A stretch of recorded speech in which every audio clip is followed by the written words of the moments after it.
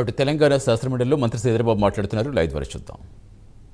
తేదీ నాటికి సెక్షన్ 11(1) ప్రకారం అర్హత కలిగి నమోదైన ఓటర్లు అందరూ ఎన్నికల్లో పాల్గొనడానికి మరియు ఓటు హక్కు వినియోగించడానికి అర్హత కలిగి ఉంటారు అధ్యక్ష. అయితే 2024 ఆగస్టు నందు ఎలక్షన్ కమిషన్ ఆఫ్ ఇండియా జారీ చేసిన ఆదేశానుసారం ఓటర్ల జాబితా పొందడానికి ఈసీఐకి 60 రోజుల ముందుగానే లేఖ రాయాలి చైర్మన్ సార్. తదుపరి అప్పటి వరకు అందుబాటులో ఉన్న ఓటర్ల జాబితా అసెంబ్లీ నియోజకవర్గాల గారిగా ఇవ్వటం జరుగుతుంది అధ్యక్ష. స్టేట్ ఎలక్షన్ కమిషన్కి సొంత ఓటర్ల జాబితా లేదు అధ్యక్ష. ఓటర్ నమోదు ప్రక్రియ ఎలక్షన్ కమిషన్ ఆఫ్ ఇండియా నిరంతరం చేపడుతుంది.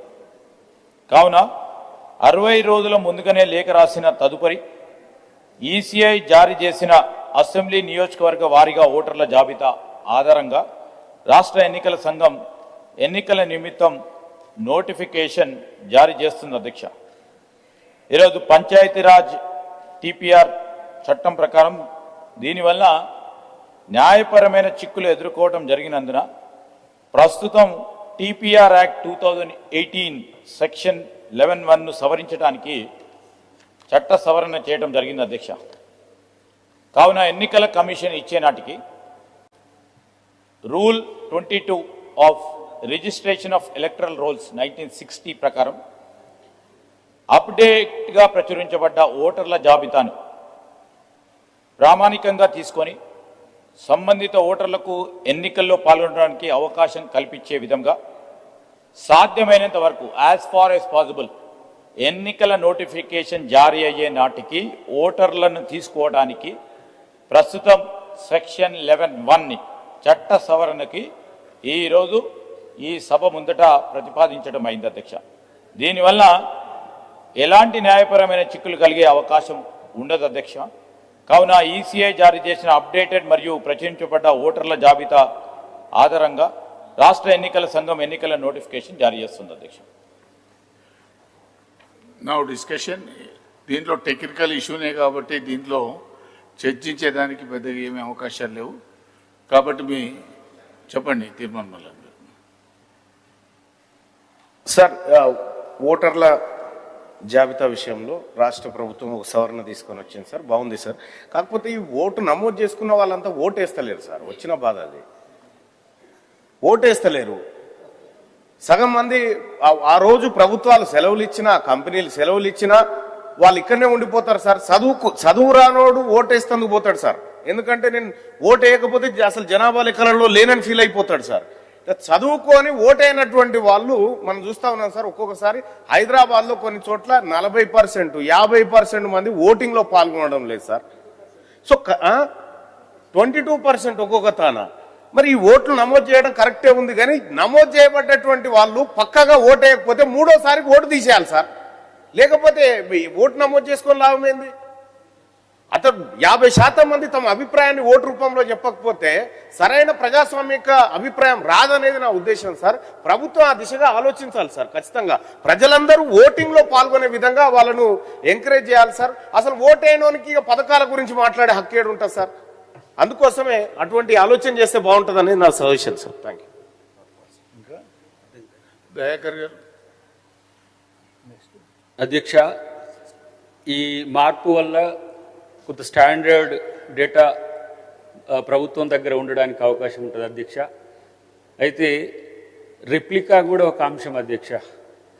ఒకే ఓటర్కు 2-3 ప్రాంతాల్లో ఓటు ఉండడం వల్ల కూడా ఏమవుతుందంటే అధ్యక్ష, అది ప్రజాస్వామ్యాన్ని అపహాస్యం చేయడమే అధ్యక్ష.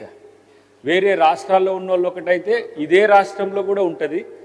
ఆ ఊర్లో ఒక ఓటు ఉంటుంది, లేకపోతే వాళ్ళు ఉండే పట్టణంలో ఒక ఓటు ఉంటుంది. దీనివల్ల ఏమవుతుందంటే, సరే ఓటరు యొక్క బాధ్యత అని అనుకుందామా, లేకపోతే ప్రభుత్వం మనం చాలా స్టాండర్డ్గా డిసిషన్ తీసుకొని ఎక్కడైనా ఒక వ్యక్తికి ఒక దగ్గరే ఒకే ఓటు ఉండే విధంగా కూడా ఒక ఆలోచన చేస్తే ప్రభుత్వం మంచిగుంటుందని ఆలోచిస్తున్నాం అధ్యక్ష. ఆ విధంగా ఆలోచించాలని కోరుకుంటున్నాను అధ్యక్ష. Honourable minister. చైర్మన్ సార్, గౌరవ శాసనమండలి సభ్యులు తీన్మార్ మల్లన్న గారు నిజంగానే అందరికీ కన్సర్న్ అయ్యే అంశం అధ్యక్ష.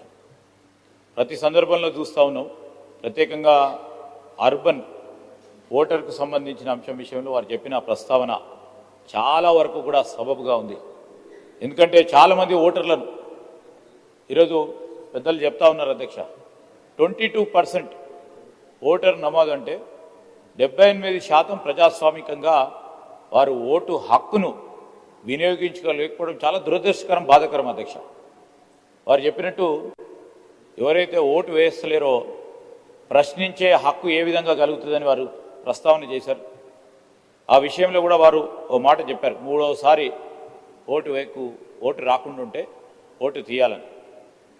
అదేవిధంగా పెద్దలు మా సోదరులు దయాకర్ గారు స్టాండర్డ్ డేటా ప్రజెంటేషన్ కావడానికి ఆస్కారం ఉంటుందని, వీలున్నంత వరకు అధ్యక్ష this only small amendment as far as possible. ఎన్ని రోజులు, ఎందుకంటే 60 days ముందు కాక కొన్ని సందర్భాల్లో రాష్ట్ర ప్రభుత్వం నిర్ణయం తీసుకొని 20 రోజుల ముందర 30 రోజుల ముందు ఎన్నికలకు సంబంధించిన నోటిఫికేషన్ ఇచ్చేటప్పటికి ఆ నోటిఫికేషన్ కంటే ఒక రోజు ముందు కూడా నమోదు చేసుకున్న వారికి కూడా ఒక అవకాశం కల్పించాలని ఒక సదుద్దేశంతో ఓటర్కి చేస్తున్న ఆలోచన.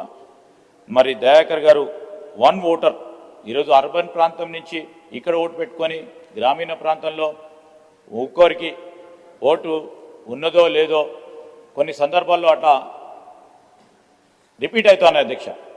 అవుతా ఉన్న సందర్భంలో మరి అవి కాకుండా ఉండాలని ఏదైనా ఎలక్షన్ కమిషన్ ఆఫ్ ఇండియా పరిధిలో ఉన్న అంశం అధ్యక్ష.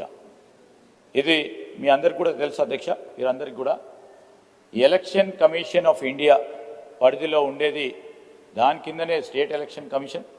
ఓటర్కు సంబంధించిన ప్రతి అంశం కూడా ఈరోజు కేంద్ర ప్రభుత్వం ఆధీనంలో ఉన్న సెంట్రల్ ఎలక్షన్ కమిషన్కు సంబంధించి ఎలక్షన్ కమిషన్ ఆఫ్ ఇండియాకు సంబంధించిన అంశం కనుక మీ ప్రస్తావనలు కూడా సమిష్టిగా ఎప్పుడు అవకాశం వస్తే ఆనాడు ప్రభుత్వ పరంగా కూడా ఇవన్నీ కూడా మంచి ఆలోచన చేసే క్రమంలో మంచి ప్రక్రియకు సంబంధించిన అంశం విషయంలో ముందుకు తీసుకెళ్లే ప్రయత్నం చేసే కార్యక్రమం చేస్తాం అధ్యక్ష.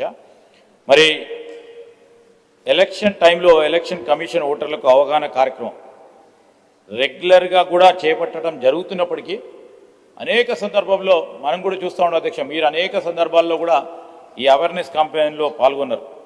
దీని ప్రకారం ఓటింగ్ శాతం పెంచాలని అనేక సందర్భాల్లో ప్రయత్నం చేస్తూ ఉన్నాం. మరి అదేవిధంగా డబుల్ ఓటర్లకు సంబంధించి దయాకర్ గారు చెప్పినట్టు సంబంధిత ఎలక్ట్రల్ రిజిస్ట్రేషన్ ఆఫీసర్ ఈఆర్ఓస్ అంటే స్పెసిఫిక్ ఆర్డీఓస్కు తగిన చర్యలు తీసుకోవడానికి మేము చర్యలు చేపట్టే కార్యక్రమం ఇక్కడి నుంచి తీసుకోవడం జరుగుతుంది. మరి ఈ